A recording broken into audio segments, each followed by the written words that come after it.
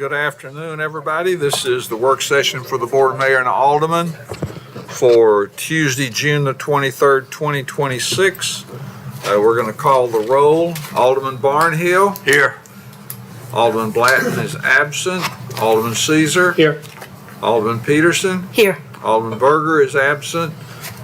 Alderman Brown. Present. Alderman Potts. Present. Vice Mayor Baggett. Present. And the mayor is here. So first item is for citizen comments on items that are not on the agenda. I have no speaker cards for that, so we'll jump right in with a report from the Williamson Inc. Economic Development Team. Nathan Zippert, welcome. Hello, everyone. I know most of you. My name is Nathan Zipper. I serve as the Chief Economic Development Officer at Williamson Inc., and I'm grateful for a few minutes of your time this afternoon. Thank you to Walter for inviting me. The genesis of this visit is Walter and I were visiting, and I was giving him a little bit of rundown of kind of some of the work that we do, and explain that we go to county commission with some regularity. He says, "Well, have you been to BOMA in a while?" And I said, "No, we haven't, and I'd like to." He said, "Well, you should come." So grateful for your time. How do I advance the slides? I just have three slides I'm going to walk you through, and then really would like to spend whatever time you would like answering questions or talking about whatever you would like to talk about.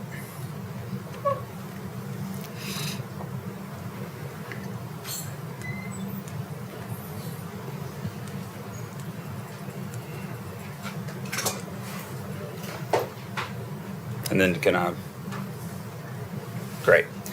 Okay, so when we think about, just as a recap, and I think you all know this, Williamson Inc. is the umbrella organization for the county's Chamber of Commerce and Office of Economic Development. I lead the Economic Development Team, which is made up of 5 folks that are focused on these 4 buckets of work. So every 5 years, we go out to community stakeholders and we talk about our strategic plan. The staples or the foundation of our work doesn't really vary, but the work that happens within it does. So for example, when you think about business growth and attraction, what I can tell you is that anymore, we're really more focused on retention and expansion and then attraction. Our corporate citizens, our corporate neighbors are someone else's prospects. Some other communities communities come here and try to recruit. And so we spend a lot of time looking and visiting with those that are growing at a pretty healthy clip and talking about what can we do to support you, whether it's workforce needs, or in some cases we partner with our friends at the state and at TVA to get them some resources to help them build up their work and ultimately create more high-paying career opportunities for our community. Nick Beneker on our team, who I know many of you know, he leads that work. So spends a lot of time, again, working in the community. But then there is that piece of working with the site selection community. Site selector is somebody that's been hired by a company who is maybe looking to either relocate or expand. They're looking for the optimal place to do business. And when that happens, when they reach out, it's Nick's job to tell them the great story about what it means to live, work, and play in Williamson County, and in this case in Franklin. We do a great deal of work around talent, workforce, and place development. That workforce development deal, as I mentioned, is huge for our existing companies.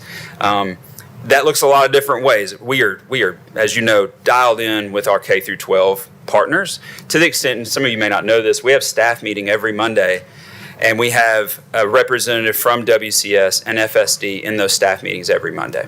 And so we're constantly collaborating. A lot of our collaboration happens with the Innovation Center and the EIC, with Jeremy Qualls and his team. But we're always looking for ways, again, to connect employers, in this case, back to K through 12 schools. And what's the path? If a student leaves, when a student graduates high school, where are their opportunities to go right into the workforce? So we have STEAM and STEM days, so we expose them to what it could look like to get right into industry. Or if they go to post-secondary ed, if they go to higher education, what does it look like for them to come back? I can tell you that we actually just made a hire, and this will be public in probably the next week. We just made a new hire for manager of workforce and entrepreneurship, which I'm really excited about. One of the things we're going to look to do is, while we have really we've really locked in our work with K through 12. I think there's a lot of great opportunity with our post-secondary partners.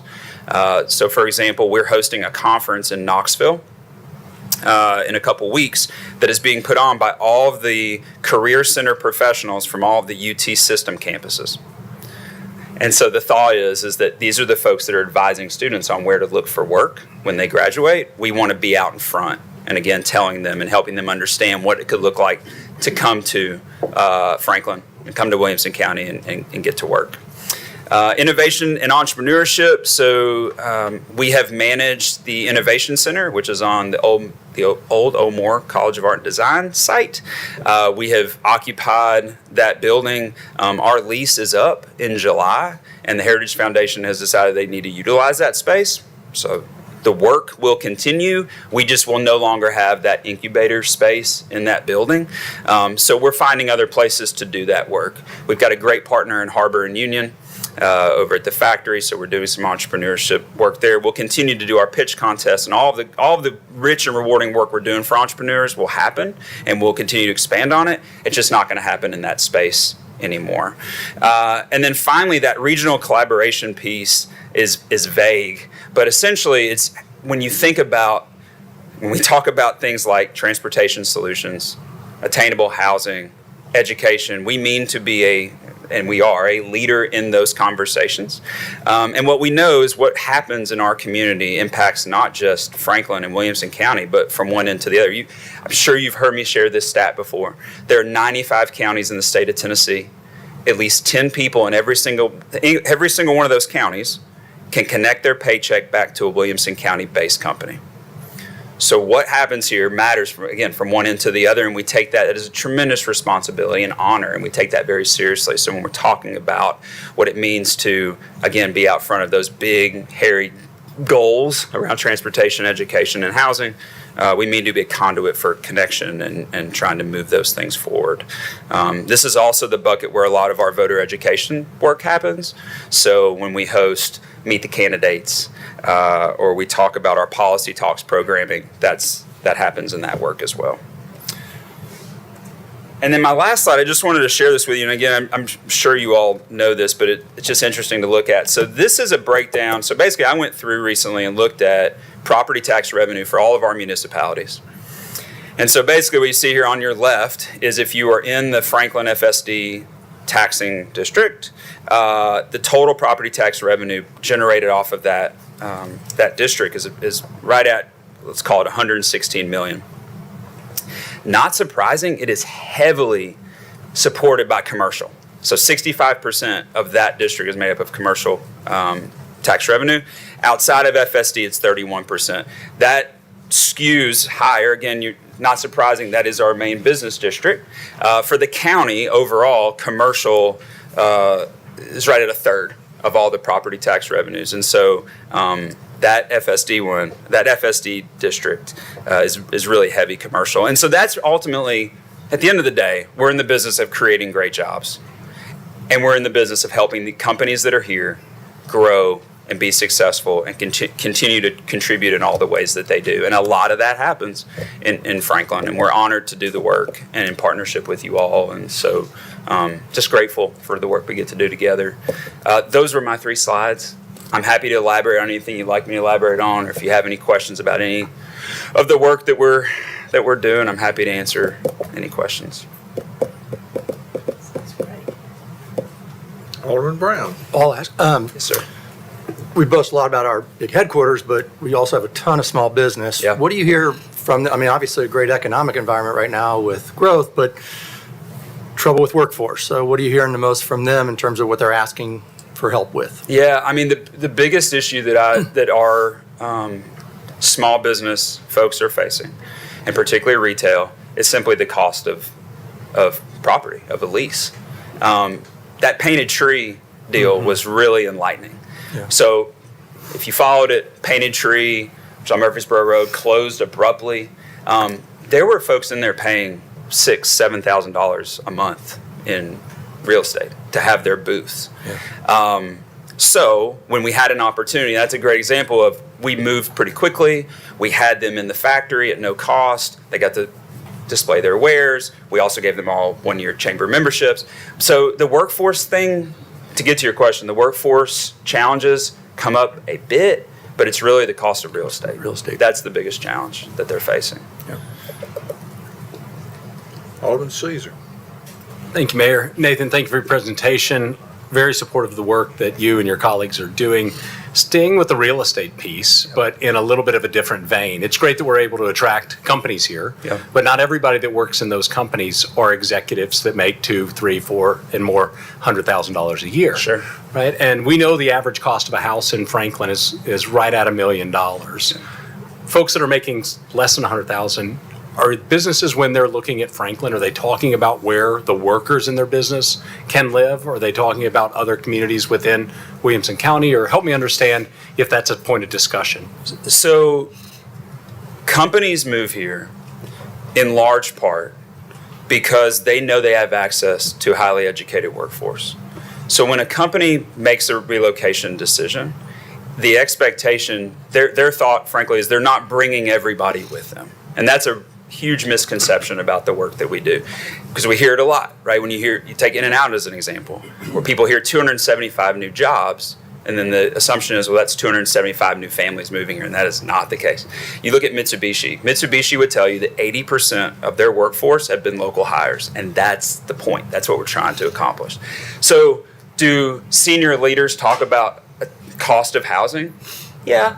But do they talk about, hey, we're trying to bring hundreds of people with us, and where are they going to live? That's just not it.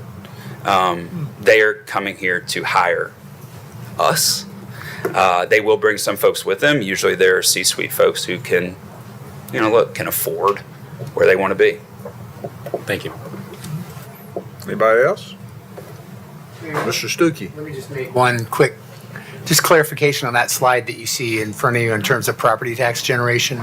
That is the total property tax revenue generated in those areas. It is not just city or just county. It is the whole bill, is my understanding. Yes, So, thank you. Sorry. just So wanna this make sure. came from this came from Brad Coleman Okay. in the property Yep. assessor's office. So We'll that's- take it all. Yeah, yeah. It's the total, to be clear. for all. Yeah. Thank you. Anybody else? Well, thanks, and we appreciate the great Cool. work you're doing, and Thank you all. appreciate Williamson Inc. and the Economic Development Arm. And call on us anytime. Thank you. Okay, we have several permits. We have the event permit for the Heritage Foundation Ball, sponsored by the Heritage Foundation at Harlansdale Farm on September the 12th.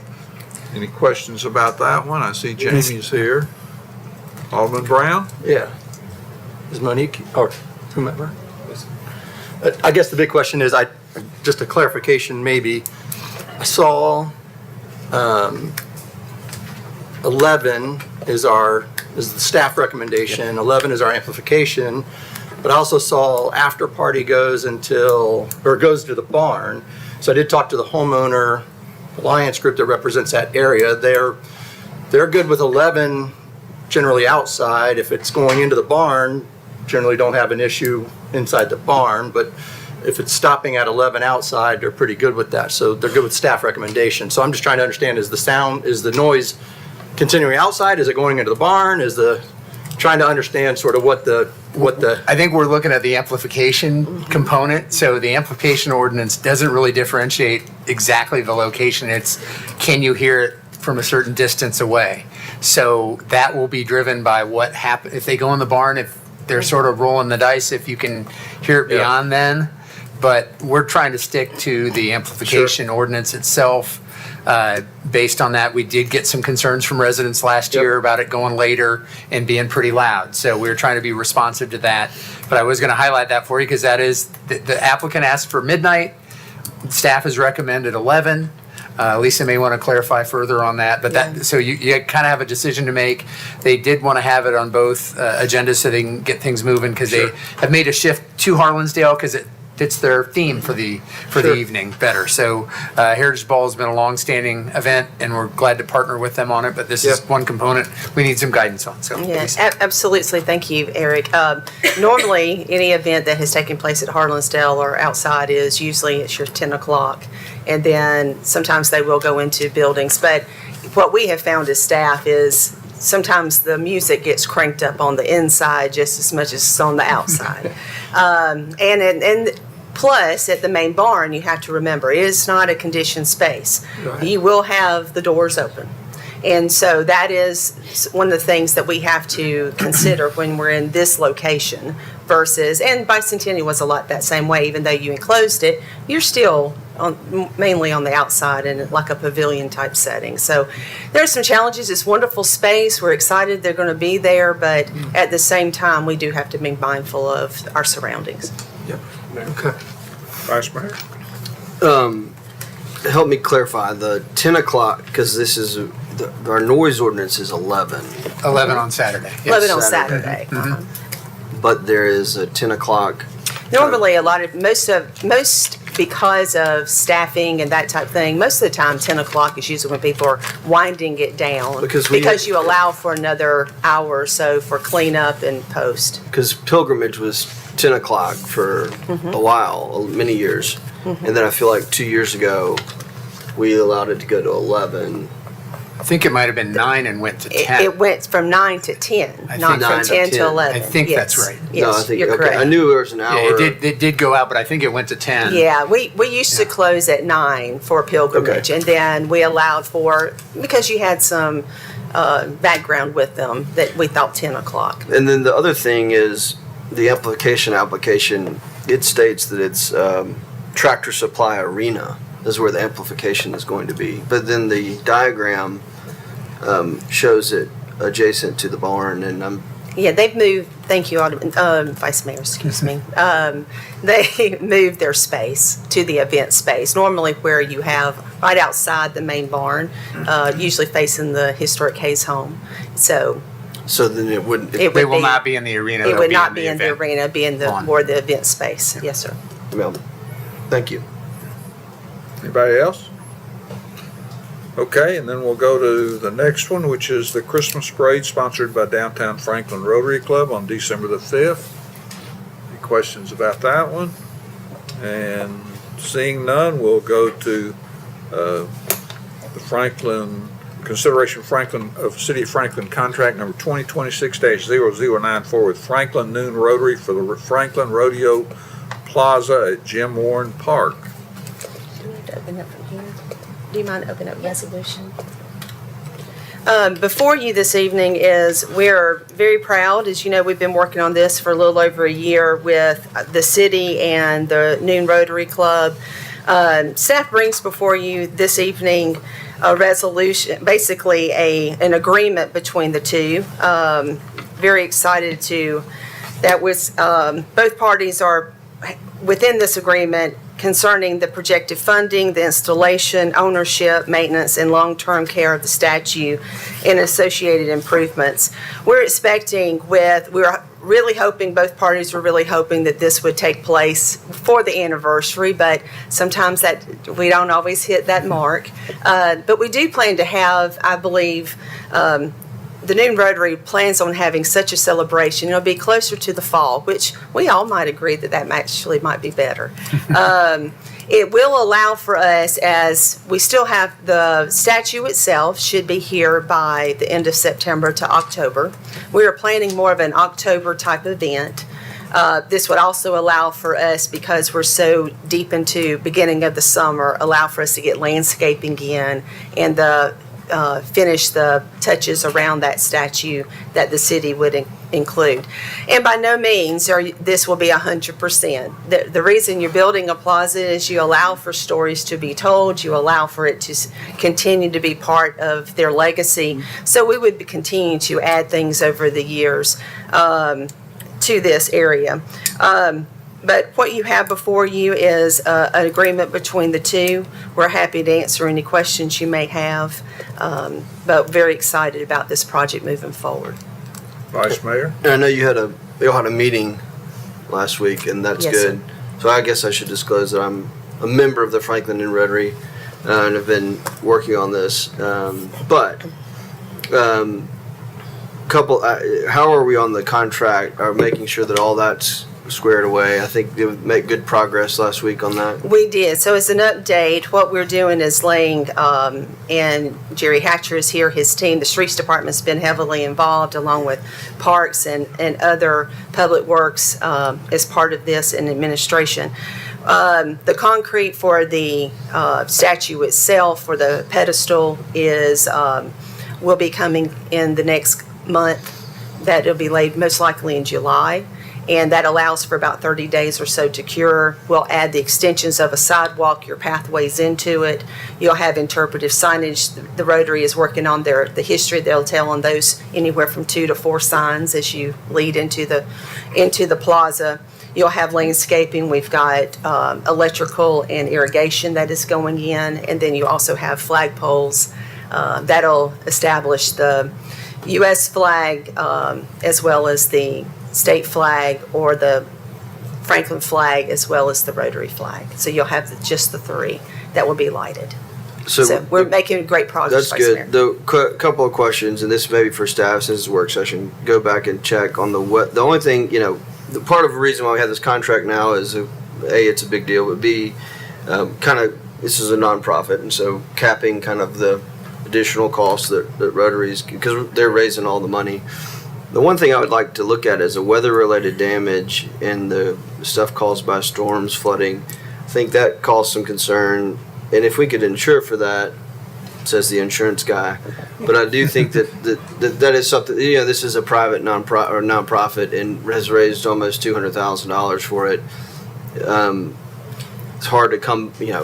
Tornado comes through, and we can't insure for it because we're donating it to the city. And so I don't know if y'all have talked through that or if that's been addressed. We have, thank you. So that was one of the questions. Is the donation coming completely to the city and the city takes full ownership? If we did not and it was more of a loan, then that's handled differently, and we would request that the Rotary take on the ownership of insurance. If it's a donation completely to us, then everything within that plaza, it would become an asset. good. Okay. And so therefore our then, property. within our Yeah. property. Okay, And so there may be some modifications to the contract once that is all hammered out and all Yes. that. Okay, all right, thank you. Anybody else? Okay, item Thank you. 5 is amendment to the City of Franklin contract number 2023-0033 with Axon Enterprise for additional Axon Fleet 3 equipment, body cameras, and additional 5 licenses for a cost of $114,877.32. Your Any budget questions? adds some patrol officers. This just helps us equip them. Everybody good? On that one. You like to, Mayor? Go ahead. Alderman Seaver. And as we think about considering the third and final reading of the budget potentially later tonight, when we do add heads, do we not also add incremental equipment? We do. It's Cost. part of the cost. This is the way this contract is written. We needed to amend it to add more licenses. Okay. We may look in the future to make it a little more flexible so it doesn't have to keep coming back to you every time we add personnel. It's So just this rolled into the cost. 114 is included in the budget. It's all rolled into the This cost. is amending the Yeah. contract with the supplier. Yeah, Okay, we've got thank you. salary, benefits, equipping, training, all of that is rolled into when we add positions. Sounds good. Thank you, Mayor. Everybody else good? Okay, we'll keep rolling. Item 6 is Resolution 2026-27, resolution to adopt the 2026 Transit Master Plan.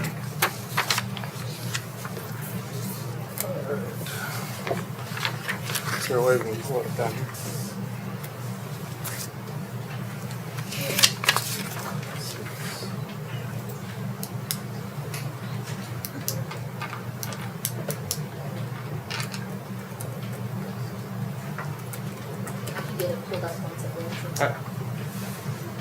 Thank you. Good afternoon, everybody. Great to see you again.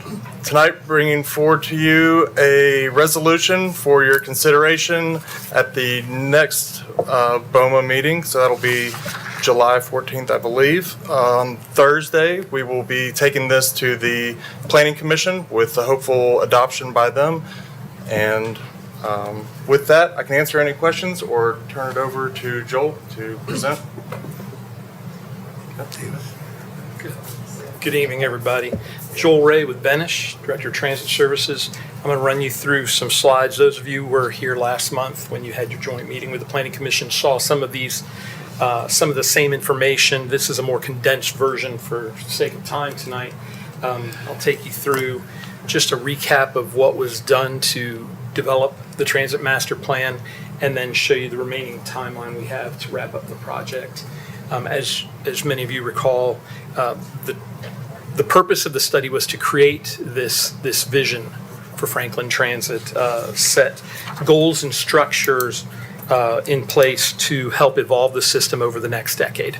And that's the purpose of this transit master plan. And it was specifically geared to address mobility needs. We know that there are needs based on our interaction with the public, both locally and regionally, and address ongoing growth challenges. And this community continues to grow. I don't foresee that stopping in the near future. So we want to make sure that transit is able to help support that growth. And then finally, we want to make sure that we're preparing a plan that will help guide the implementation of these improvements over time in a data-driven fashion, and while also being fiscally responsible. So to recap the activities, as I discussed, we had several stages throughout the project. The engagement, the analysis, we set direction, working with stakeholders, setting mission and goals for the study and for transit for the community, and then developed the plan itself, which brought all of the needs and potential solutions together into a 10-year plan.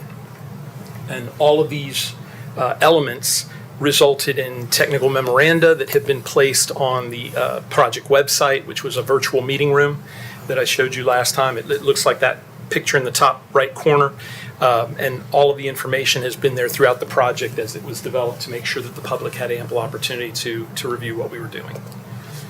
So the outreach, as I told you before, we had significant outreach in 2 stages. The first stage, September, October of last year, during our investigative phase, we went out to the public and to key stakeholders to talk about what the needs are. What are your mobility issues? What would you like to see done with transit? How can it improve? And then we use that information along with the analysis to put together a program of potential improvements. Took that back out to the public just this past April and May to see what they thought. Did we hit the mark? Are these things going to truly help you? And what we found was pretty much 100% response said, we really like the recommendations and we like how you phased it. There were a couple of elements, specifically some of the regional connections and a shuttle to the airport that they wanted to see today and not in the latter part of the 10-year timeframe.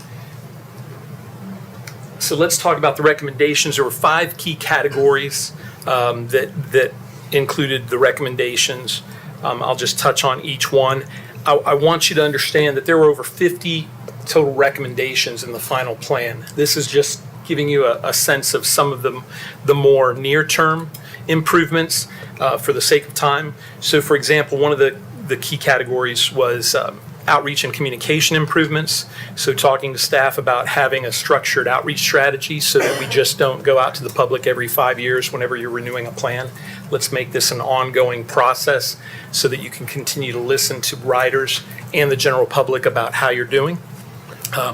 Also, we wanted to improve planning and policy for the agency. So coming up with performance standards that they can judge their service by, and also completing an ADA transition plan to make sure that all of their bus stops are accessible by people of all abilities, and conducting a comprehensive operational analysis for the fixed route service specifically.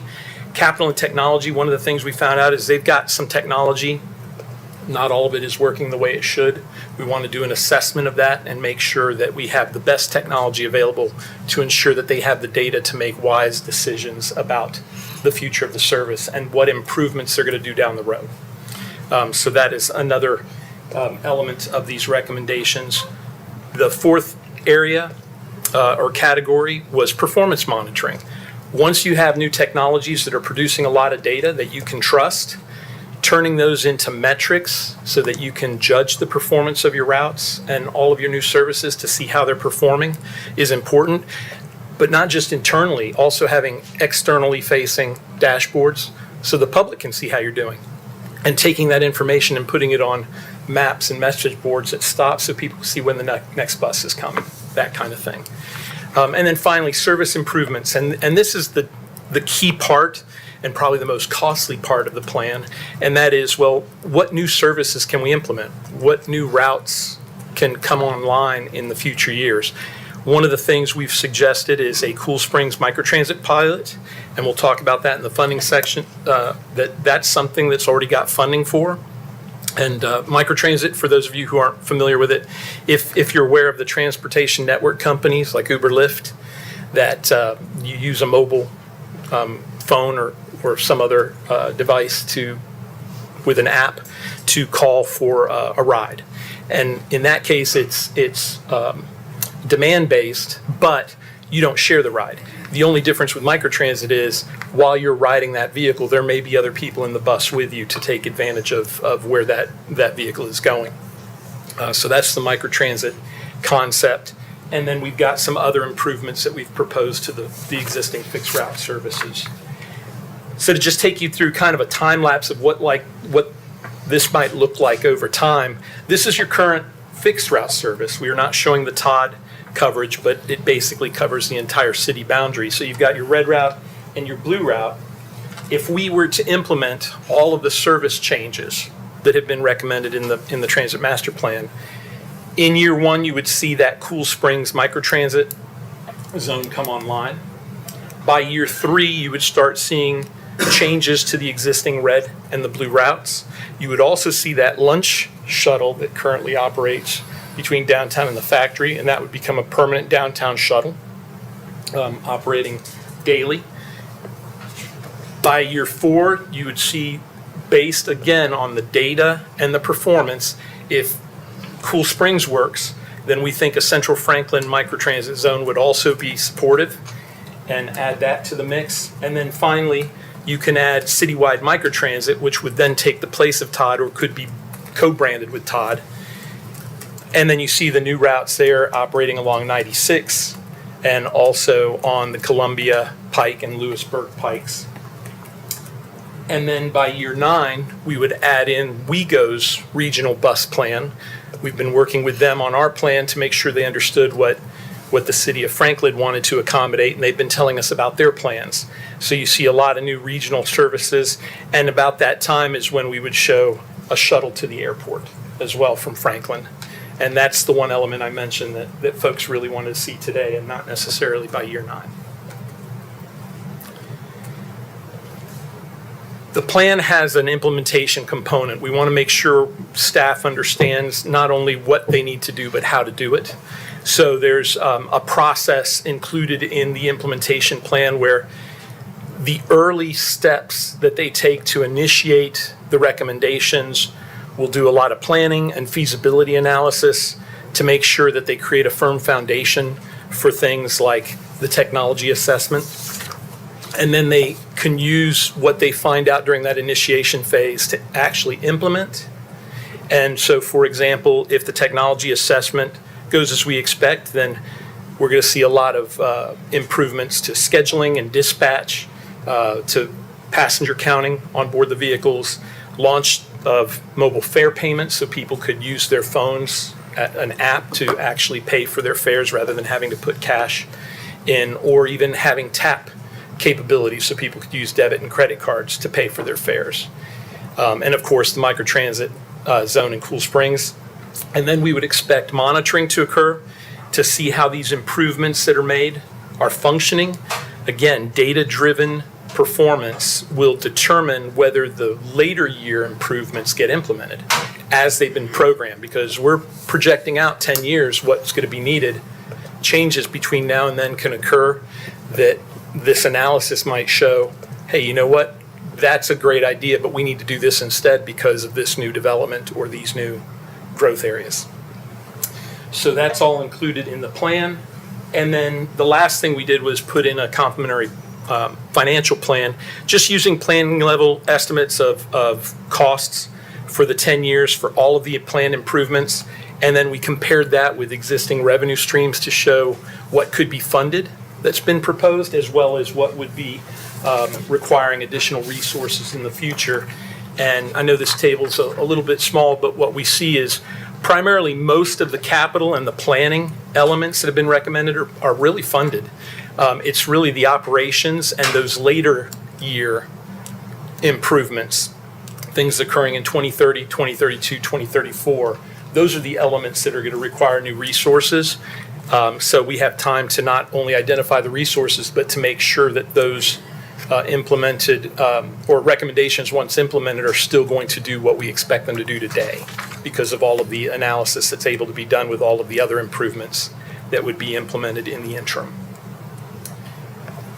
The timeline, as Max mentioned, we're going to be wrapping up in August with the final FTA board meeting presentation. We'll be back in front of this group on the 14th. And we're going to the Planning Commission this Thursday. And with that, Max and I can take any questions you may have.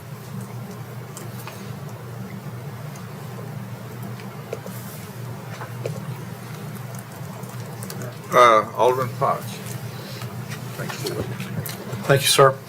So I was looking at slide 14, which is, I think let me zoom out just a little bit from it. Yeah, it's, I think that's when everything is built out. And I was trying to zoom in enough where. That's the one right before everything's built out with the regional, but this one might be easier to see what's local. Okay. So with that one there, it looks like that purple line carries and does like that little trough on the left-hand side of downtown. Is that hitting Jim Warren Park? Do we know? I believe that detour does, and then it goes out to West Haven and then does a turnaround. Loop. Yeah. Okay. And that's really kind of the center of my question is the connectivity to the park. So I can see Jim Warren there, and it looks like 96 is covered by the blue line and by the green line. I think that's correct. Yes. Just above the word Ewingville, looks like maybe the where the L's and the E's are there in Ewingville. And then are there other parks? Is Bicentennial Park covered? Do we know? I don't know if it's direct.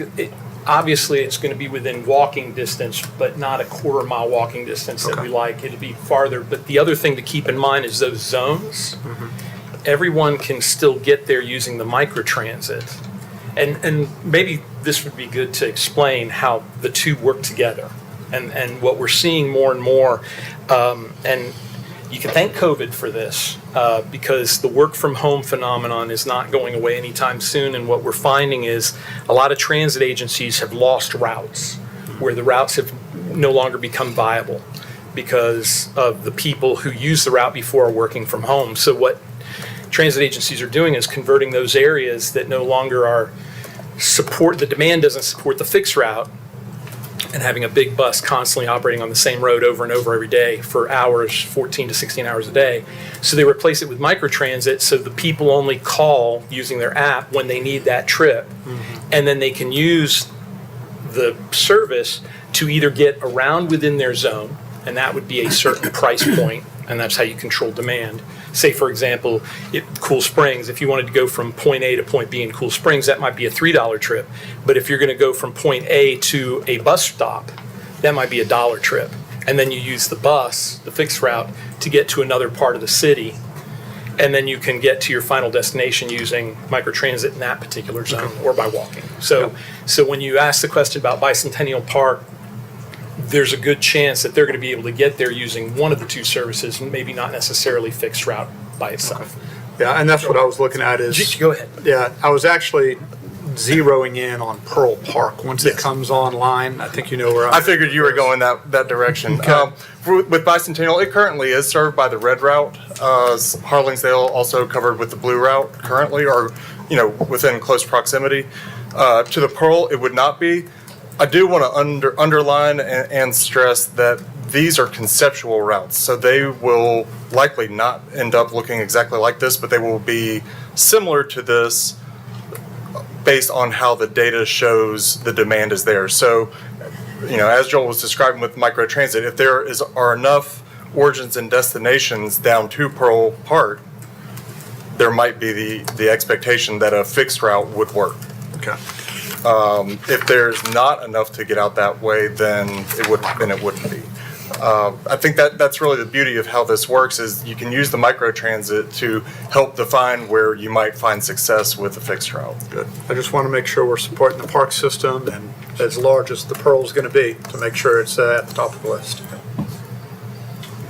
Thank you. Good. Vice Mayor? I'm on the Transit Authority, and so this is great. I think we now have a plan and framework to make some decisions on how and when and in which we expand transit, because it is important. Downtown circulator, I think, would be what maybe was looked at, and that we're including the factory to downtown. And I think depending on, like you said, like we look at a parking study and how the parking study marries with this and where people are going to be, and if we identify bicentennial new parking lot as a hub of trips to and from, and we can adjust the circulator, that shuttle maybe to take a left or take a right and go down into that parking lot. So I love that we have a framework to work from now, and to really make it's going to cost more money as well. I mean, that's another thing. In the Transit Authority, we have a city subsidy that we do. It's very affordable for what we get out of Transit Authority. But to go to the next level, we needed a plan so we know what dollars to go for at the federal level, state level, and so this is a great roadmap. So thank you for all the work. This has been fantastic, and I think gives us what we need to make some decisions. Yeah, and I appreciate those comments and appreciate you being on the Transit Authority. And Joel, great presentation. We're glad you had a little more time to breathe tonight versus the last time we had you. I did want to maybe put a little add on, and not particularly about the transportation plan, but a little bigger picture. If you recall, we did the urban growth boundary with all the cities and came up with the urban growth boundary for every city in the county. And that particular group has continued to meet on a quarterly basis. We had a meeting today, and the subject was transportation. We had TDOT there. And apparently the county has been able to obtain a grant to look at all of the transportation plans for all of the cities in the county. So they're going to compile all that data. They're going to form a group to look at a group of metrics that they need to look at to evaluate those, and then long-term try to come up with what we think are the most important transportation projects moving forward in the county, more of a global look at the county. Stantec is the consultant on that. They're good. I work with them too. Yeah, we didn't get to pick, but I mean, they seem very capable. The other thing is, every meeting we have with the Regional Transit Authority, I ask the question, where's our park and ride? And I understand that we're very, very near getting that contract signed by Highwoods to have that at the Marriott Cool Springs area. So if it hasn't been signed by the next meeting, I'll ask the question again. So I think there's a lot going on with transportation, and some of it's going to require some more financial assistance from our standpoint to make it work better. But I think these are all great starts, and hopefully we're laying the groundwork to not have total gridlock in 20, 40, 45 in that time frame.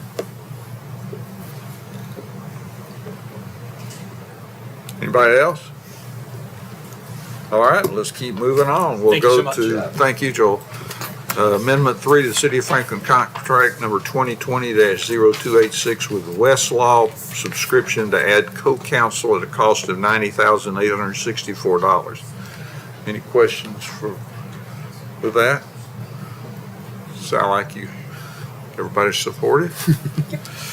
And how about item 8 is resolution 2026-13, acknowledging a concept plan for the former DePriest property and closure of a portion of Straw Street and future unification of the property as park space. And I do have 2 speaker cards on that too, so we'll go with Lisa first.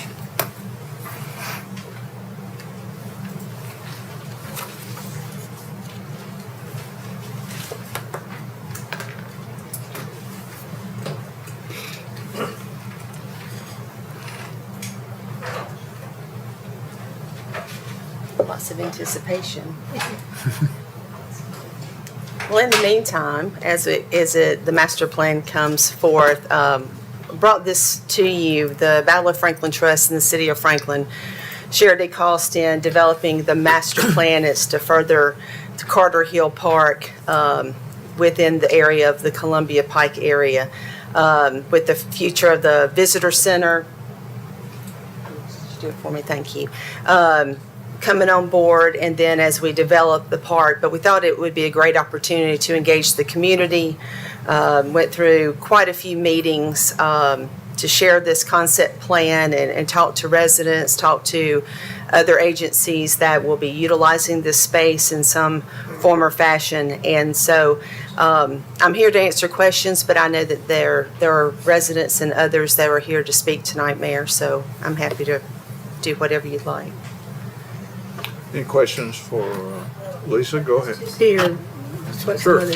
people. Okay, first I've got Mary Rucker, and then I've got Beverly Eberhardt.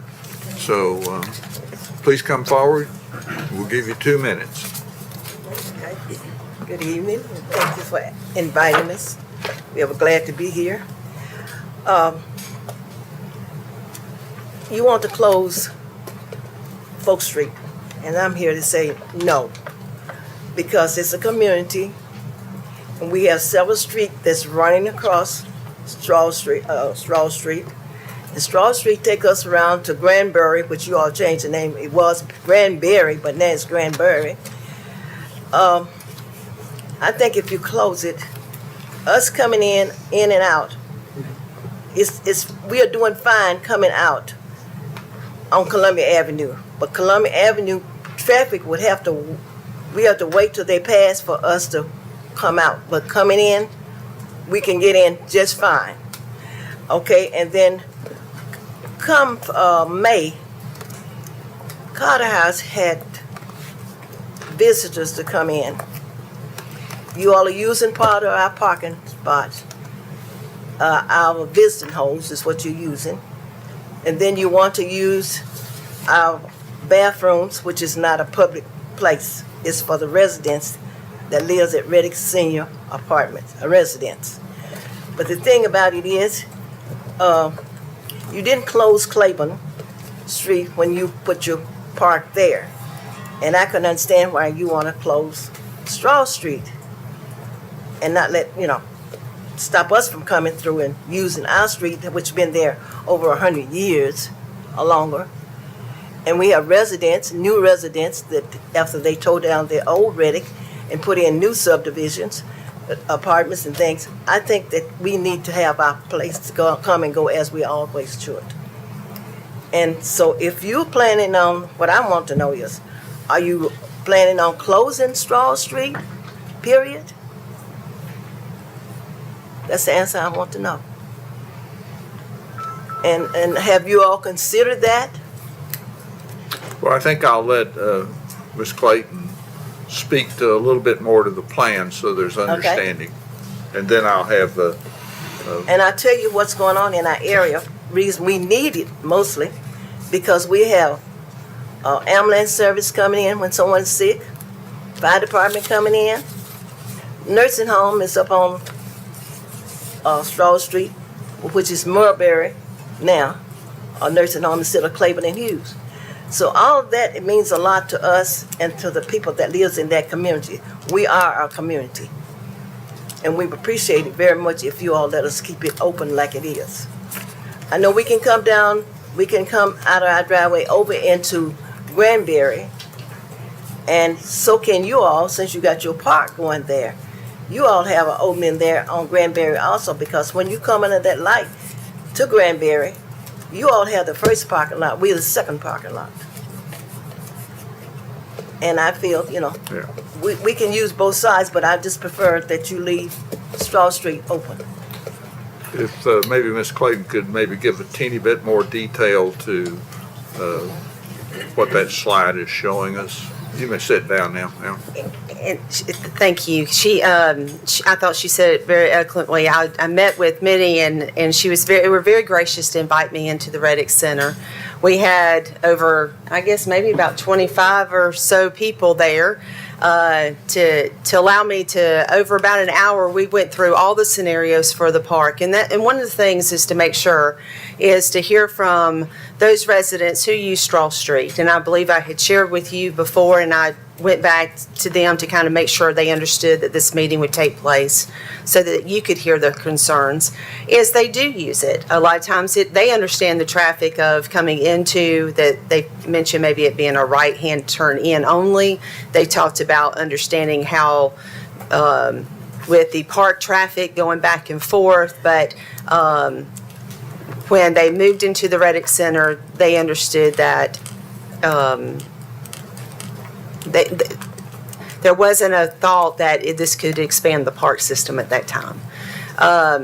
We do know that from when the Reddick Center was built, and you do have, even while being there, I've held 2 meetings, one in the Reddick Center and one on the outside of the park. The location there is, people do come in, but they also use their parking lot as a cut-through.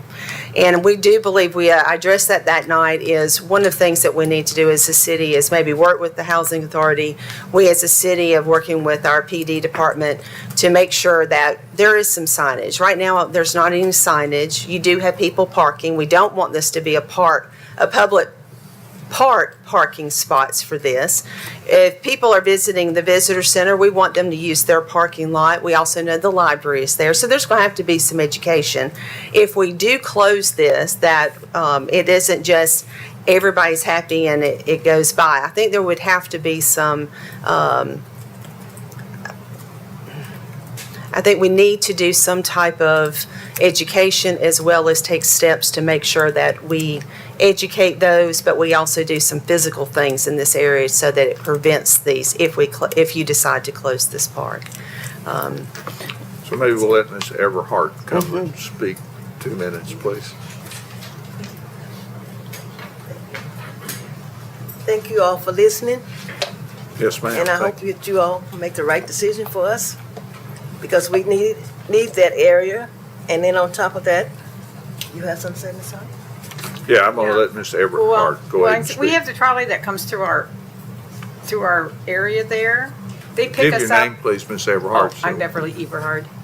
Okay, and come up closer to the microphone. But please. anyhow, we have the trolley that comes through, and I'm not complaining about the trolley, but they pick us up at the door and they bring us back to the door. And we have people that are in wheelchairs and walkers. So we need that to be able to somehow be still utilized. We have a lot of people that park in our parking lot that shouldn't park in our parking lot. And then some of the concerns from some of the residents, if they open a park, is that they're going to want to come into our building and use our facilities. And we don't want that. They don't want that either. And they don't want all the people coming over to our area. So basically, No, that's right. yeah. We don't, because,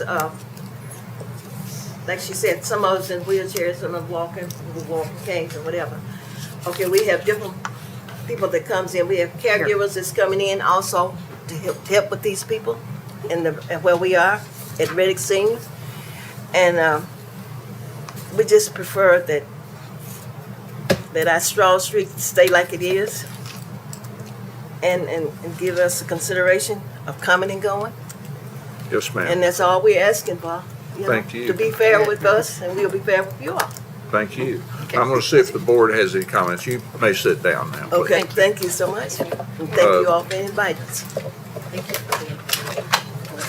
I'm going to recognize Alderman Peterson after all, Ms. Clayton.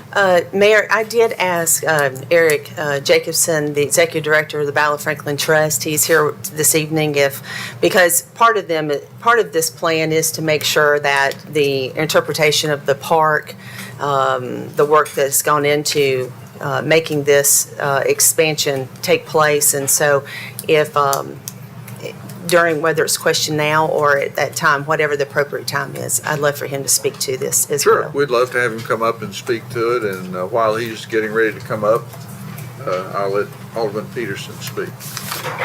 Well, whenever I think we ought not to close Straw Street because it is a convenient way to get in and out there.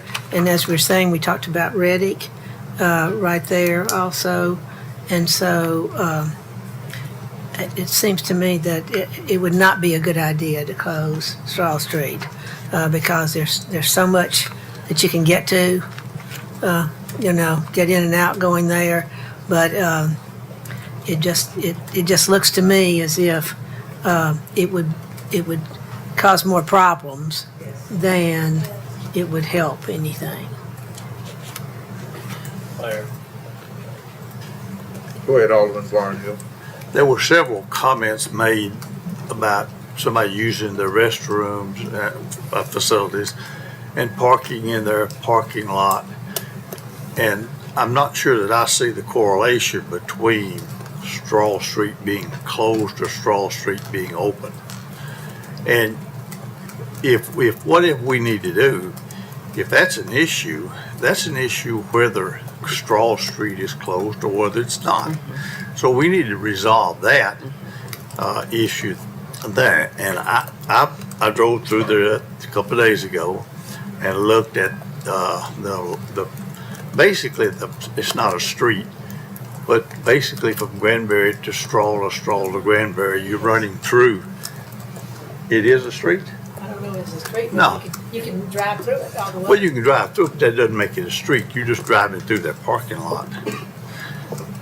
And, if we need to look at that, because you've got, I've said we have two issues here. Cleburne needs to be realigned to go to Granbury, that's one. And then whether or not we close or keep Straw Street open. And those are the two issues that I've looked at. If there's something here that's hindering the Reddick senior residents from enjoying a quality of life that they deserve, then we need to work on that. I mean, if that's a police department issue, if that's the housing authority issue, if that's whatever that is, we need to resolve that for them, outside and beyond the discussion of Straw Street. We agree. And I mentioned that even during my time and even had conversations with others, depending on how the master plan continues to go through. As I have shared with this group before, and Eric will share, is part of this master plan is to put some things, items in a master plan that we can point back to, especially the Cleburne and Granbury part of this, is to take a look at how you do a realign. Now, that would be more on the engineering side of things, but at least placing this in a master plan to at least look at that as an opportunity for realignment. The planning department and parks, we all met with the State Historical Commission to walk this area 2 weeks ago. As far as talking about the statue that's there on Cleburne, the statue was put in when the Pizza Hut actually came down under the guidance of former Mayor Tom Miller at that time. And we didn't actually have a commission at that time. It was just a committee made up of Civil War and all the different, now we have a commission that oversees. It was about commemorating that event for that time. That was a man-made type statue. They also understand, because it's been in so long, you were recognizing that there was something in your town that you were experienced and you wanted to denote it. They do not have a problem, at least verbally. They do not have a problem, and this is also with the Civil Wars Commission, if we were to move. As long as you kept it and denoted as that this was part of your history, is when that's part of your story as Franklin versus Civil War, per se. So that question was answered. It doesn't answer, they really don't have an answer to whether Granbury moves, Cleburne moves. That's really about engineering and a state of Tennessee issue.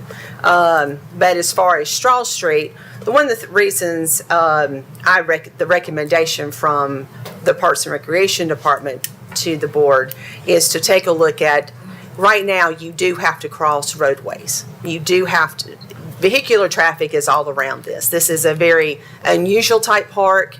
We saw opportunities through our community to reclaim Battlefield. This just closes one of those areas so that you actually can flow through that park system and not have to cross another segment.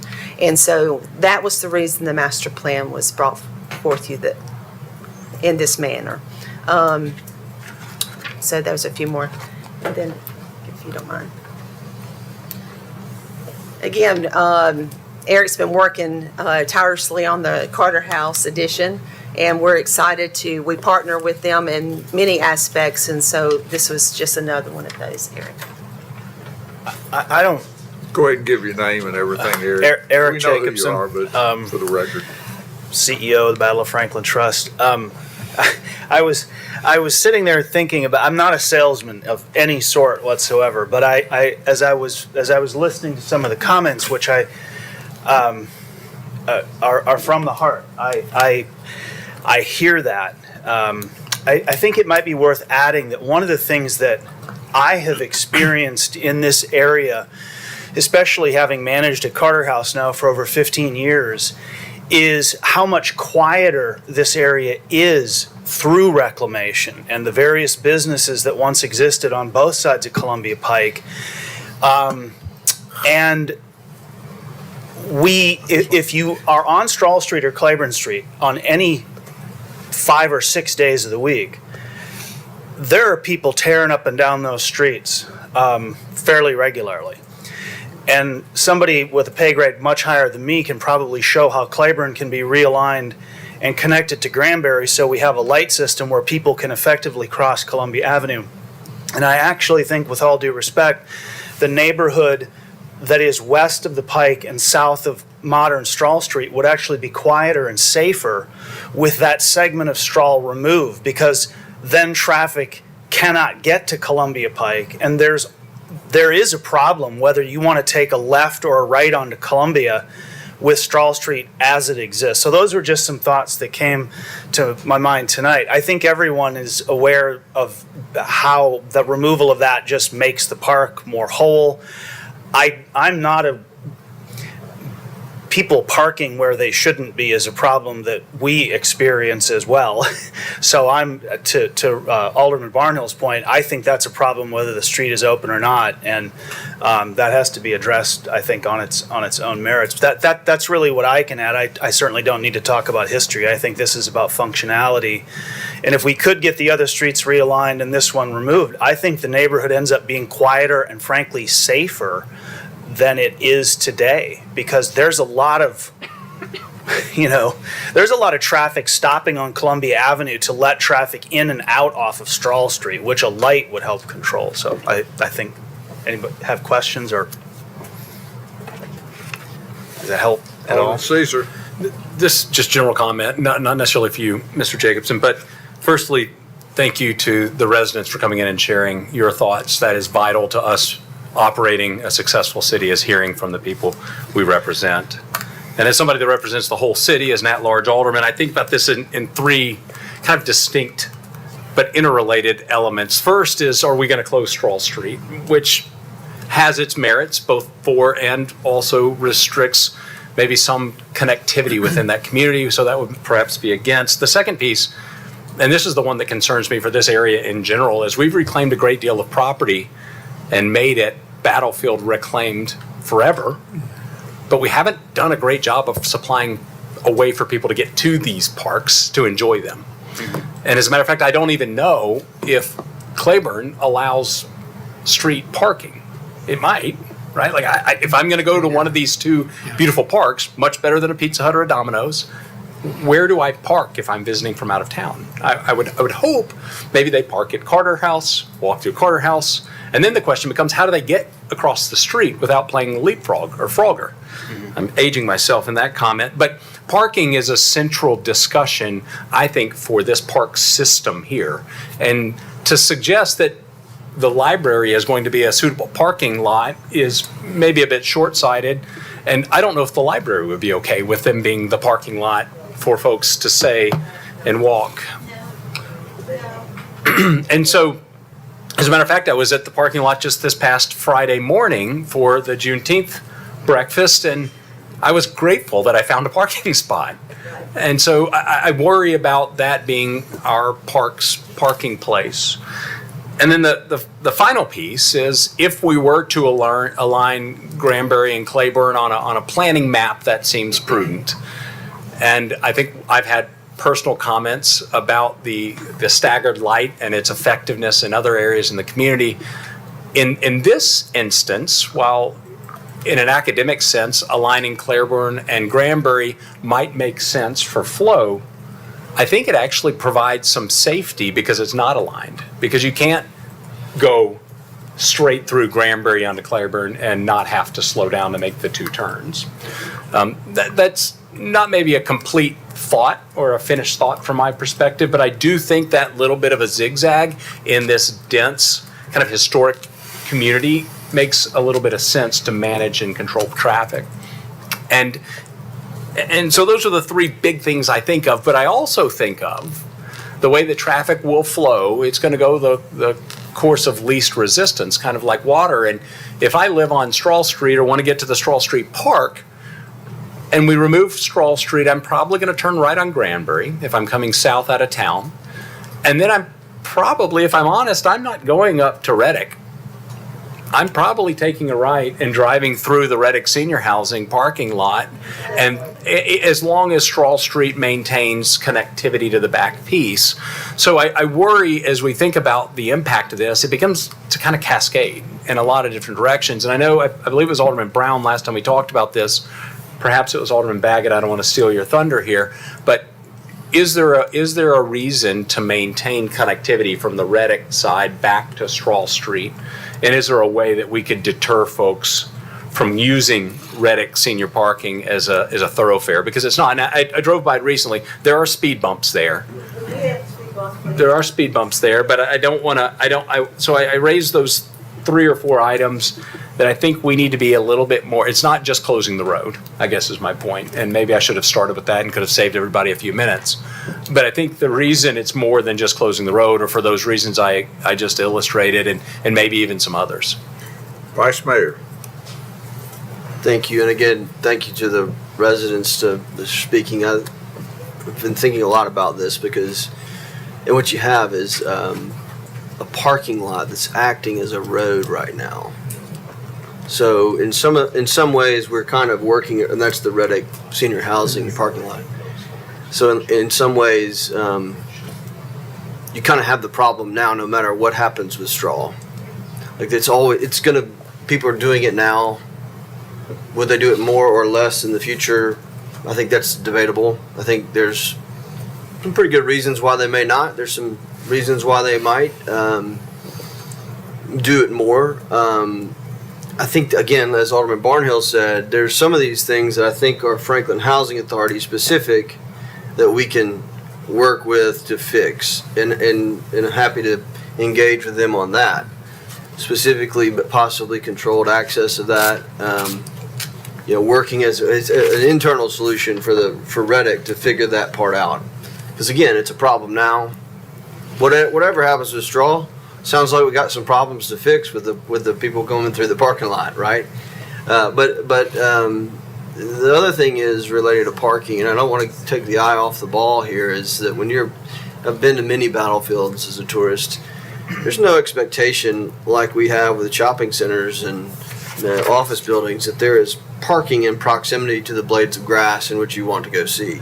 In fact, the main reason you would go to a battlefield typically is to trounce around it. So there is some element. I'm not saying there's not. We do need. I think it should come when Granbury and Claiborne are connected, and there should be parking down there for sure on the street, whenever that's designed. But I don't know that that's some sort of obstacle at this point in time that is going to, cause any problems.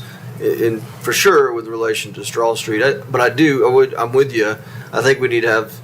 When the redesign happens, there needs to be considered parking. I'm looking at engineering now. So let's look at Claiborne for sure. It's going to take up some of the battlefield pieces, but we want that on the southernmost portions of the battle. We don't want that in the middle of the battlefield. We don't want to obstruct the view that has been preserved. So like on the south side of Claiborne. Anyway, we're voting on whether or not to proceed with this master plan. which the note says does not prescribe specifically at this point closing straw. Is that right? That was what the note said. So could you please clarify with that? The staff report said that this is just continuing to move forward, or is this? So the resolution would have it to where whatever items you would want, if you want straw, even, Okay.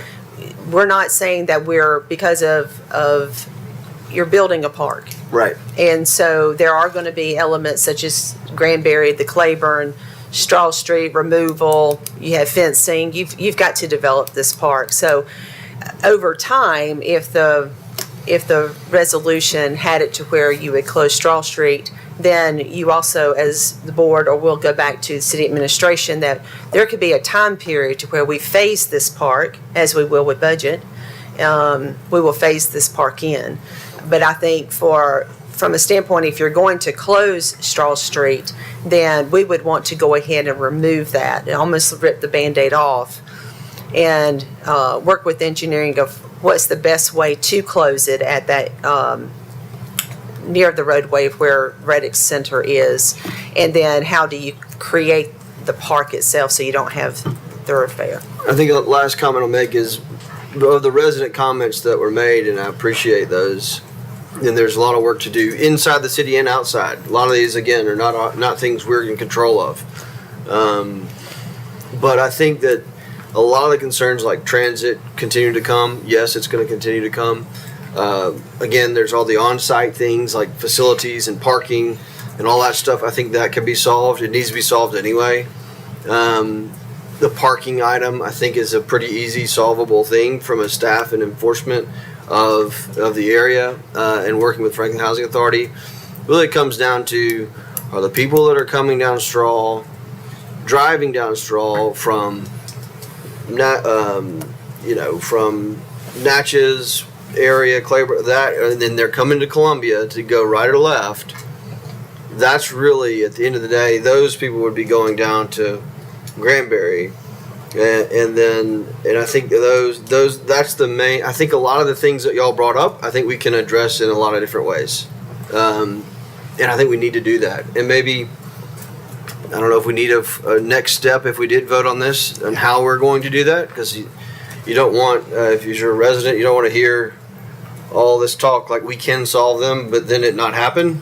And so I do think we could come up with some kind of assurances to the residents that yes, those things like transit and working with Franklin Housing Authority, like here's how city staff's going to work to accomplish some of those concerns. And then I think we might have a path forward. Alderman Potts. Thank you, sir. So first, thanks for the residents that came out and spoke, and even those that didn't take the podium. Thank you for being here tonight as well. And Lisa and Eric, thank you guys for giving us this vision of what this park is going to be. And I think what Alderman Baggett mentioned just a minute ago is regarding parking. A lot of people recognize when you're going to park somewhere, you are here for an experience and you are there to walk that area. And that's why the paths have already been, listed right there on that rendering as well. I want to make sure that we are, as Alderman Barnhill said, we need to work with the proper groups here, but protecting the access and privacy for Reddick in general.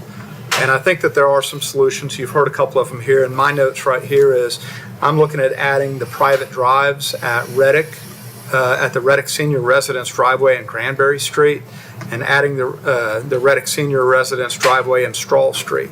So there are private driveway signs, so you're not getting people coming in and parking. What Alderman Barnhill made reference to is there's a bigger issue if people are parking and using your bathroom. That's a facility management piece of it. The other piece regarding facility management here is if you're going to have a sign for residents only, I think that is a good solution right there. And you're not going to see your local historic focused individuals or your visitors wanting to park there. They're going to be redirected with good signage. Maybe within the Reddick there's an opportunity for another option, which is parking lot permit stickers. And that way everybody that's supposed to be parking there, and somebody who's visiting gets the guest parking Please don't pass. interrupt while he's speaking, ma'am. So you get that paper piece, and it's only good for a certain amount of days while you're visiting or the day that you're visiting. So from the management side of it, I think you've got those options. I actually see the bigger vision, I think, of closing this section of Strahl and making the connection of the park so that we are preserving this space. Now, with that being said, I also think that there's an opportunity out in the north part of where Strahl is, what is on the top of our map right there, of the Reddick Senior Residence, is potentially making that into a private drive area. And I don't know what we need to do, Eric, as far as that side of it. But if we're going to close Strahl, I'm opening to making that portion of it private. I don't think, even if you don't do that, those that are coming from the streets that are just west of there, which are Reddick, Carter, Strahl, and others, they're not going to come down and hit that dead end. Muscle memory is going to happen. They're going to realize, oh, wait, I can't do that. I've got to either turn on Reddick or I've got to go ahead and turn on one of the other side streets to go down Granbury. So I think that solution is going to come over time, and we're going to be able to connect these parks. I don't know how the parking solution is going to be solved. I'm not going to go there because that's not what we're voting on tonight. But I do hear what the residents are saying. But I think that there's solutions, and I think there's solutions with closing that section of Strahl. And I might point out in the staff analysis here, the idea is conceptual only and will require additional analysis, public input, and formal approvals before any action is taken. Absolutely, sir. So can we move on to number? Sure, please. I'm sorry, I didn't see you raise your hand, Alderman Pitts. Okay. Well, in looking at this, at the picture there, I see, it shows Carter House, and then it has kind of over to the left of that, I guess it would be the west of that, it says the future Carter House Visitor Center. So how are you going to get to that? There's a trail system that would connect it, correct? Oh, and I know there's some parking there, behind that too, but still. You'll access it off of Folks, and there'll be the parking lot that's already in existence is just being realigned but made slightly bigger. So that's how you'd access the visitor center. And through there flows most of the traffic that ends up on the Battlefield Park. Yeah, you're probably right. But as I say, I really feel that Strahl Street should not be blocked out, or closed out right there, because there are a lot of people who live in that area, and it just seems to me that it's not someplace that ought to be just blocked off. Mayor, could I add one last thing before we move on? I also just thought of this, and Lisa's heard me, I've called several times. One of the unintended consequences of the reclamation south of Strahl is we are seeing people now park on Strahl Street. And that is creating its own set of problems. And of course, they're parking on the section that is being discussed tonight. They don't park so much on Claiborne, and we're running people off almost every day to get them off of Strahl Street and to redirect them. And so that's just something else to consider. Thank you. Mr. Mayor, just real quick, because this item is on your voting session as well. And part of why we put this on the work session is we wanted to have a discussion because there was some uncertainty around what you were comfortable with. I feel like there's still a lot of uncertainty. So you may want to consider deferring that tonight, because I'm not sure what we get from a vote tonight. If it's all, we're still working on it, we're going to get back to you on a series of things.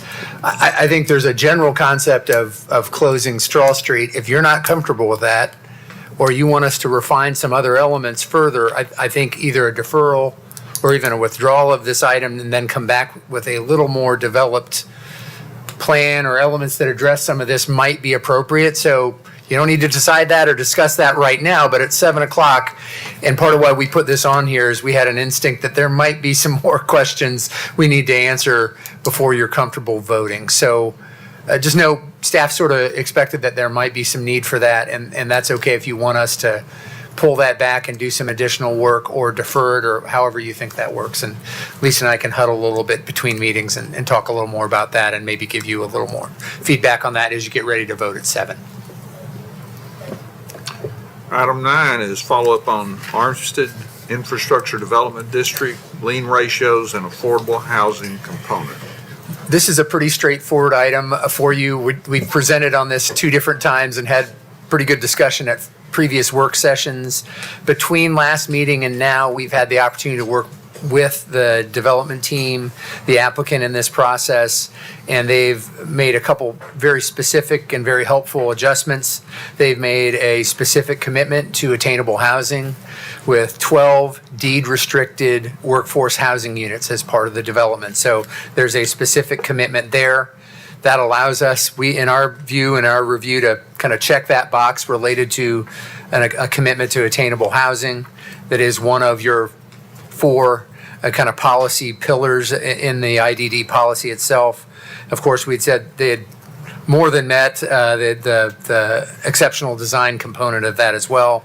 And then we had a question around the value to lien ratio component. And as originally submitted is at 2-to-1, your policy asked for 3-to-1, and we've been talking through a path that really gets us to 3-to-1 over time and how that can be structured. So that appears to be met as well. So with those in consideration, staff would recommend approval of the IDD application that's before you for Armistead in light of the policy you adopted a month or so ago. So that kind of summarizes where we are. We didn't plan to go through a bunch more, but wanted to have an opportunity. If there's any discussion or clarification you needed at this point, again, it is on your voting session as a resolution to approve the district. So anything you want to add, Emily? Well, Eric covered everything I was going to say, Sorry. except for just a reminder that if you do want to add in what's being proposed regarding the 12 deed-restricted units, that actually needs to be a condition that you make along with your vote to update the petition to be amended to commit 12 units as deed-restricted and targeting households earning up to 120% of the AMI. But that's it. I don't know who had their hand up first because I was making myself a note. Alderman Brown, I'm just going to recognize you first, and I'll go to Alderman Potts. And I do have one public speaker, so. Oh, do we want to do that real quick? Yeah, let's do that. Sure. Susan Short, 2 minutes. Oh, hi, Susan. Good evening, Mayor and Alderman. My name is Susan Short, and I'm a NICU nurse at Williamson Medical and a member of the Short family. Our family has owned and cared for this land for generations. When we began discussing its future, the question was never simply how to maximize its value. The question was how to honor the legacy of those who came before us while creating something meaningful for future generations. The farm has always been an important part of our family's story, and preserving the farming tradition was a priority from the very beginning. We wanted to create a place where agriculture remained a part of daily life, where people could learn where their food came from, and where future generations could continue to experience this land in a way that reflects its history. At the same time, we wanted Armistead to be a place for people in many different stages of life. Young families, empty nesters, retirees, and others should all have an opportunity to be part of the community. That's one of the reasons housing diversity has always been important to us, and why we were willing to make an additional commitment to provide deed-restricted housing opportunities within the project. We're not professional developers. We are a local family trying to be good stewards of a property that has been entrusted to us for nearly 140 years. We've been fortunate to work with local partners who share our vision and our values. I want to thank the board and the city staff for their time and effort you have invested in working through this process with us. We appreciate your willingness to help us find a path forward that allows us to preserve our family's legacy, continue farming, and create a community that we hope will be a source of pride for Franklin for generations to come. Thank you. Well, I'm so glad we did that. I didn't realize that you'd walked in, so I'm so glad you're here. In all seriousness, that's been my driving force on this thing with the short farm for a long time, is I just feel like they just have done this process the right way from the very beginning. Multiple day charrette, involvement of so many people, and really trying to leave a legacy on this farm. I hope we're bringing this to closure for you soon. You have endured a very, very long process as a family, and I appreciate that. I think if the IDD had been in place before we reviewed the Armistead development, I don't know where the discussion would have been. Maybe we would have asked for more workforce housing in the beginning. Maybe that would have changed the mix of density.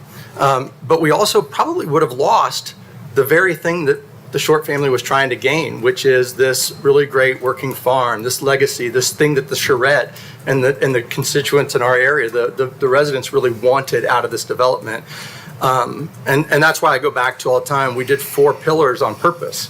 4 pillars to be able to say, at times we're going to blow one of them out of the water, and maybe we get some components of the others.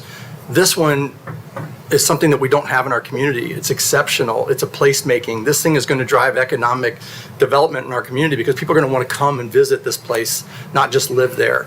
And so I think that's fantastic. I will add this condition. I appreciate you in good faith adding that to it. I think it's going to add sustainable infrastructure that no one else is doing. I think it checks a lot of the boxes, but more than anything, it's going to be a great place. And I think if we had reviewed it that way back when, I think we would have been excited to see it that way. I think we're just kind of looking backwards at it now. There may be other projects that come in for IDD that we look at that don't look like Armistead, that we absolutely want more workforce housing for. I do think IDD is a driving force to workforce housing for sure. But we've got a development here that came in with exceptional design.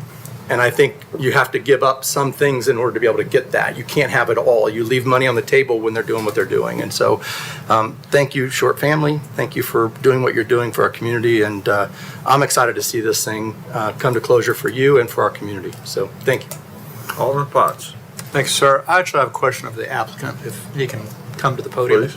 Thank you, sir. Thanks for being here tonight. Thank you, Alderman. And thank you for being here for multiple meetings. Yes, you bet. And the team. And being first through the gate. Mm-hmm. So my question, since I'm the alderman that serves on the Housing Commission, if you could just take just a couple of minutes and tell us a little bit more about these 12 units that are going to be deed restricted. You can tell us a little bit for the public who may not have, reviewed the details about square footage, where they kind of fall within the scope of the project, and anything else that you'd like to share. Sure. And also, for those that aren't here, as far as our deed restriction, total number of years, et cetera. Right. I think the details of the total number of years and sort of the mechanism by which we do this is going to be worked out in the development agreement, and I don't have that, but we're willing to do. I mean, honestly, the only sale that matters to us is the first one, of course. So we're happy to to do whatever works there.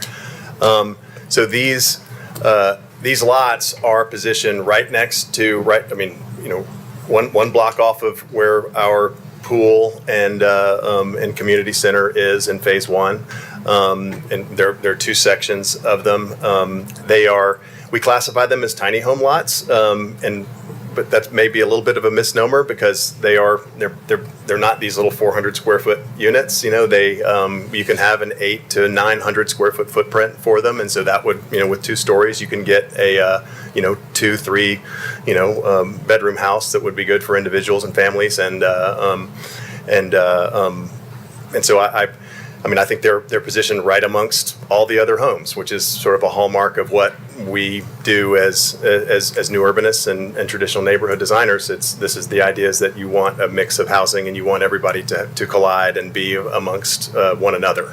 That's a core tenet of what we're trying to do. We were asked on Friday to provide, sort of a little diagram, and I do have that, and I think we sent it to Emily, I think today, but obviously not enough to get in the staff report, not early enough to get in the staff report, but I'm happy to share that with the crew or with the board today. And just also to follow up on that, these deed restricted homes, they'd also have the same materials, the same quality building, the same everything that your development's known for? Absolutely. They have to abide by our pattern book and the architectural design standards, and they are absolutely the only difference. Well, and there are going to be homes or lots of this size that are not deed restricted too, and so they're just some among many. Okay, good. Thank you. Alderman Peterson. This is now a part of the IDD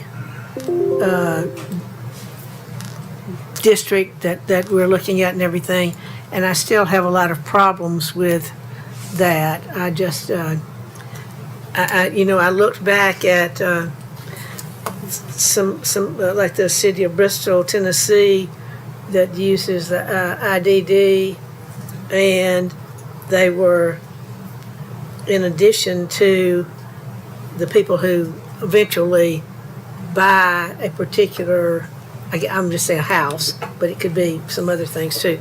Anybody that buys a home there, then not only are they paying the regular tax that the city and county charge, but they're also paying extra money for anybody that buys one of the homes out there.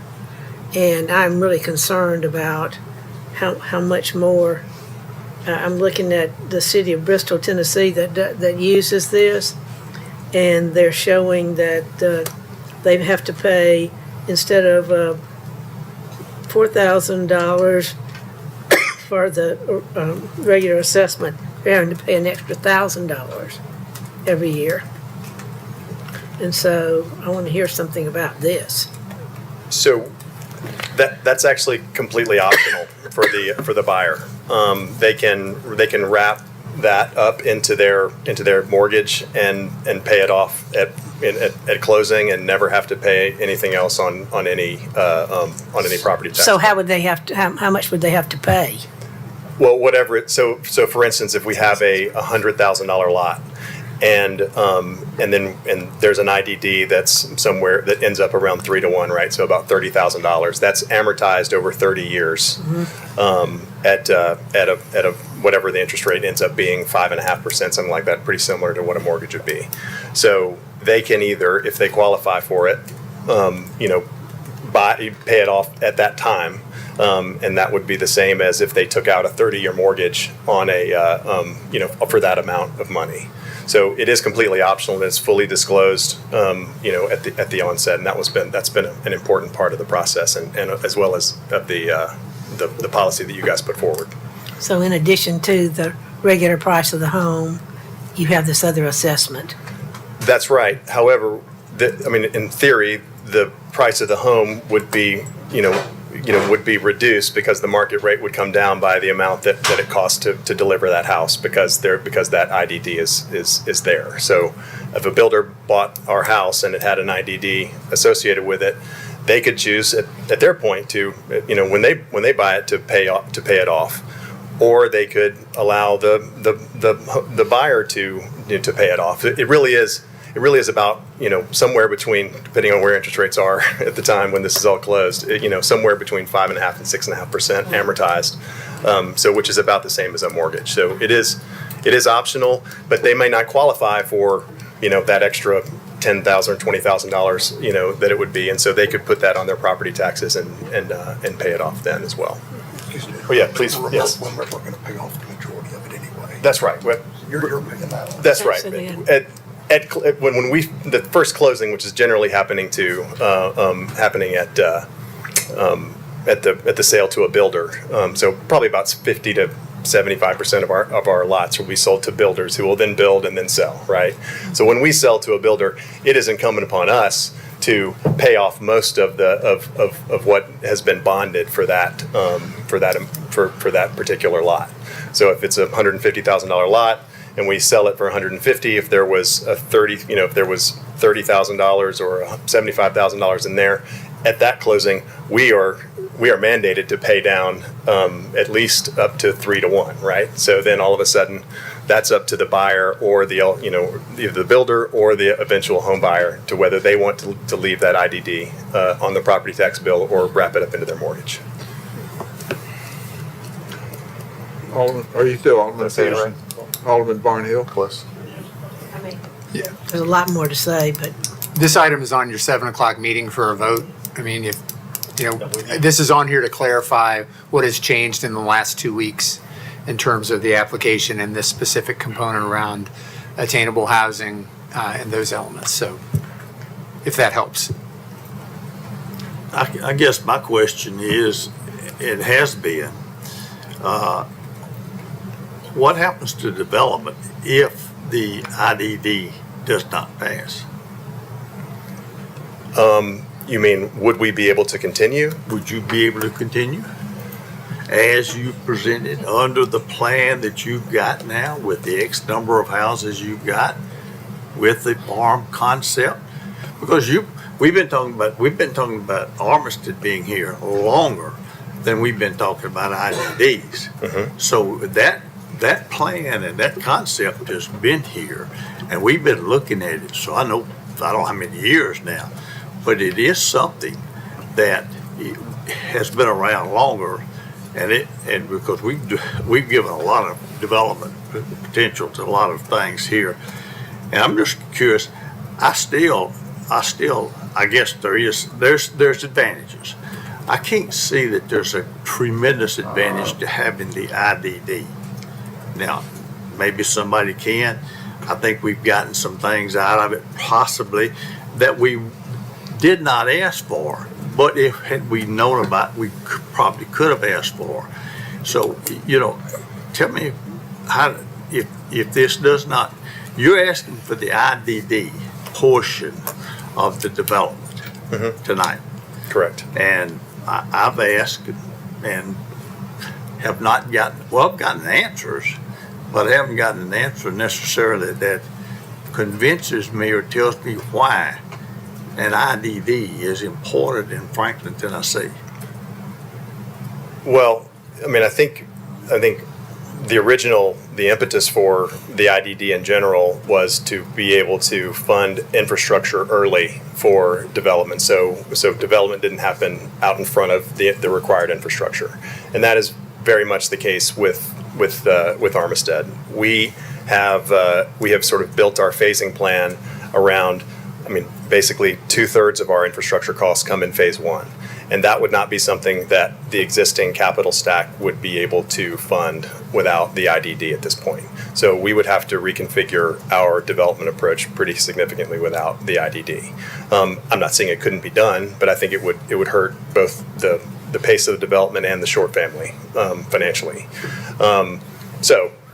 But I mean, to say that it wouldn't happen because without the IDD, I wouldn't say that. But it would mean a significant change in strategy and capital.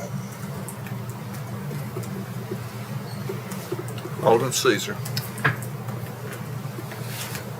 So 3 weeks ago, I was not super excited about this qualifying for an IDD, and I thought the board spent a lot of time talking about how cool this development was, which it was cool before the IDD was here, and it's still cool today, and I appreciate doing something different, right? Like this is clearly exceptional, but on its own, I don't think that qualifies for the IDD.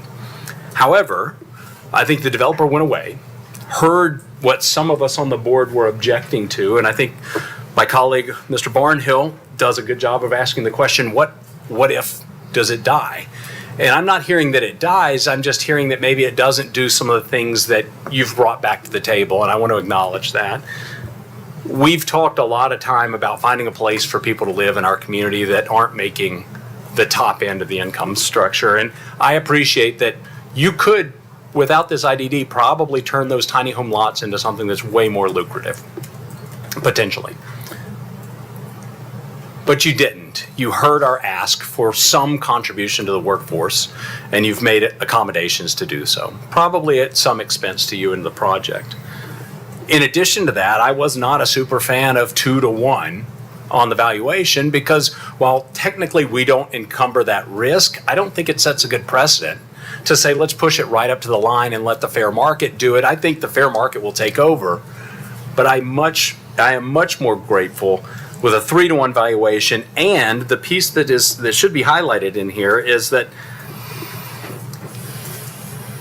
the developer has agreed to use reasonable efforts to pay off that portion of the bonds prior to selling any finished lots to home buyers or home builders.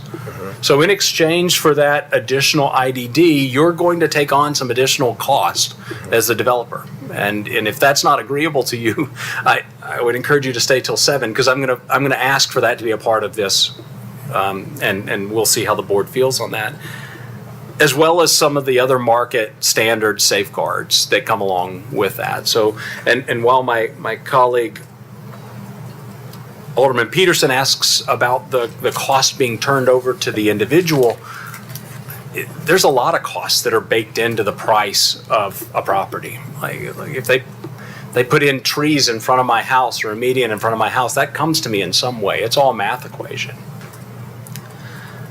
And so for those reasons, I feel like this is something that maybe started 5 or 6 years ago, perhaps, as an interesting concept, and that has not changed in my mind. I would have loved to have seen us have IDD before, but I think maybe having IDD before would have changed what you brought to us. And I think because IDD came midstream, not only did you get kicked around a little bit in the process, but I think we've gotten to a place where we have a better development because it happened midstream. And I want to be very clear to any other developer who's watching or sitting at home, IDD is not a rubber stamp, and I think you've endured a little bit of some of the molding that it should take in order to qualify. Now, I would love for that number to be 20 rather than 12 homes, but I don't think that is going to happen. I don't think that'll pass the board. But for those reasons, Mayor, I think we've shown that this process of back and forth can shape better developments for our community. And for those reasons, I'm looking forward to the meeting later this evening. Okay, can we move on? Okay, we'll go to item 10, which is follow-up discussion of City Hall redevelopment block park funding options. We had a discussion last meeting on this topic, and we wanted to come back to you with a little more specifics and get a response from you in terms of some guidance. Really helpful feedback last time, but we wanted to fold it into maybe a little more direct approach in terms of how we might move forward with providing some opportunities for folks to participate in a way in supporting the City Hall Park. So Lisa's here, Gary's here to talk through kind of what that looks like and get additional feedback, but it does help us chart the course of how we might move forward and work with our partners at Friends of Franklin Parks and give people a chance to connect to their new park that's coming as part of the City Hall project. So Lisa, take it away. Thank you, Eric. And so the City of Franklin and Friends of Franklin Parks currently have a program where we administer a donation-type bench program within our park system. We also do picnic tables, but we also see that would not change for this park. We would extend that to the gliders, the swings, so whatever the amenities might be in. What's unique is that Friends of Franklin Park has agreed to lead the effort to fund and purchase the custom-built fountain. This would be very unique in the fact that they would also then turn around to our community and give the opportunity, no matter a business, an individual, a donor, the opportunity to give toward this fountain. And from there, they've graciously agreed that at their community event, which is the event coming up in August that we all look forward to every year, of course at the park at Harlansdale Farm, with Raise the Roof, the Year of the Horse for them, that they would invite the community to engage in this and make it very much a prominent effort during that evening of that fundraising effort. In that donors would then be, or businesses or individuals would be recognized digitally on the city's website if they choose to. It would also be recognized on the Friends of Franklin Parks website. And it would be a small bronze plaque would be placed on the exterior of the fountain that would be a gift to the community from the people of Franklin, and it would have Friends of Franklin Parks and the date in which it took place. And so we're excited to have this public-private partnership. We're excited to extend this to our community, and I'll turn it over to Gary Vogren, who is the, with Friends of Franklin Park, who's the president, existing president. Yeah. Appreciate you, Lisa. Alderman, Mayor. Great to see you again.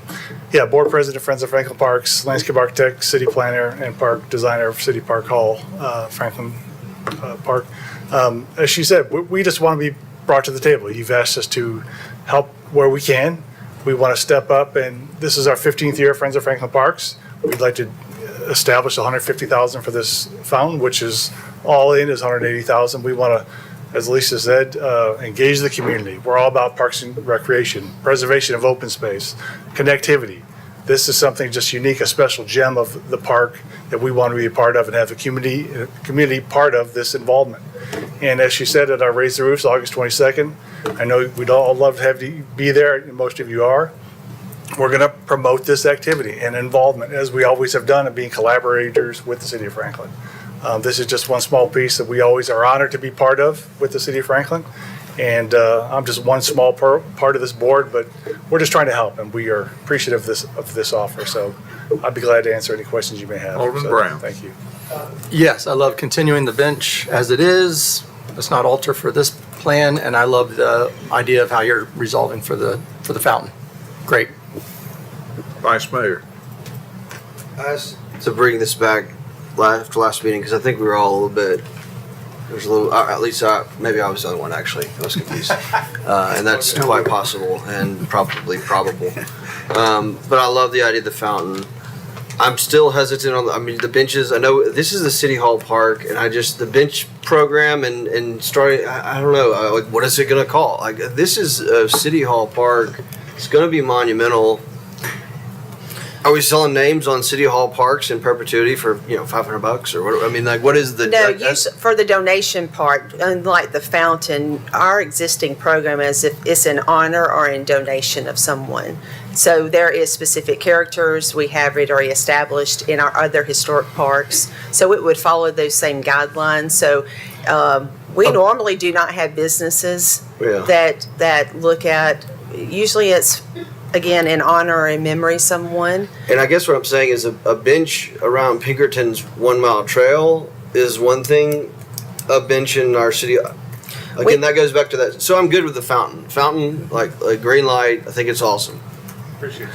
The benches and placking on all the other things, I think that's where I'm not sure of how that is. I think that's where I may have the hesitation. So that's all I'll say on that. And very good people might disagree with me, but if it's going to be a monumental park for the city. It could be a nice place of honor for a variety of ways for us to honor folks or sell that or whatever it is. I think I just have more question marks, and I'll leave it at that. But I'll go with the fountain. And I think our thinking was we do it in every other park, and we also do it in downtown. So it's felt a little weird to not do it in this one oasis when we're doing it everywhere around it. So that was where we came down on it. I understand there is sensitivity about we don't want to over brand this brand new park, but we look for your direction on that. I will but that was our thinking. Yes, sir. And I will say this, Vice Mayor, each park has a designated number of benches. So we know how many we have we want at Pinkerton Park. We know it at Eastern Flank. Carter Hill would be another one. We don't add because you decide as a resident or a donor that, hey, this is important to me, add another one it has to be open and it has to be designated in those spaces. So, but if y'all choose not to, then that might be the one area that'll be fine. Anybody else? Alderman Caesar. I agree. I think we've come to a very good resolution with the fountain. I'm excited to see what that looks like and as it grows. Maybe we should have 8 benches. And I'll just leave it at that. I vote no. The mayor says 9. I don't know. Well, the fountain. I was giving him the fountain. We're glad that you're volunteering already, Alderman Caesar. Well, the record, it's on the record already. Any other comments? Not, we're going to adjourn, and thanks. Appreciate you. Gary. Thank you. Thank you.